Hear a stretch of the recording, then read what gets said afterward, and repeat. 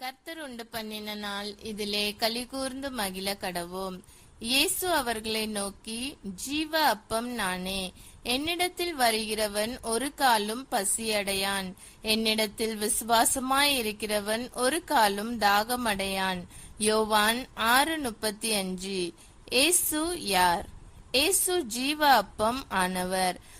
எப்படி தண்ணீர் மற்றும் அப்பம் நமக்கு உடல் நலத்தையும் வலிமையும் தருகிறதோ, அதுபோல இயேசு நம் ஆத்துமாவுக்கு வாழ்வையும் நிறைவையும் தருகிறார்.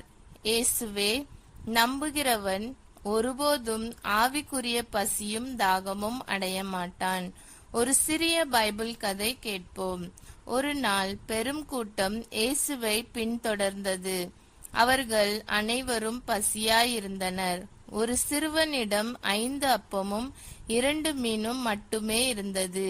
இயேசு நன்றி சொல்லி அவற்றை ஆசீர்வதித்தார். அப்பொழுது அந்த உணவு பெருகி 5000த்திற்கும் மேற்பட்டோருக்கு போதுமானதாய் இருந்தது. அனைவரும் திருப்தி அடைந்தனர். மேலும் 12 கூடைகள் மீதம் இருந்தது.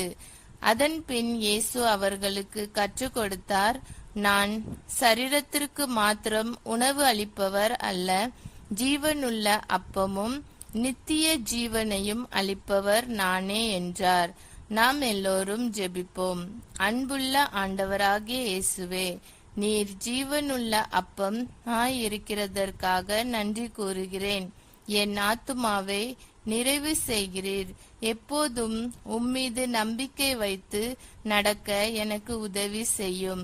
உமது அன்பை மற்றவர்களுடன் பகிர என்னை ஆசீர்வதியும். இயேசுவின் நாமத்தில் ஜெபிக்கிறேன். ஆமேன். இந்த நாள் இனிய நாளாக அமைய வாழ்த்துக்கள்.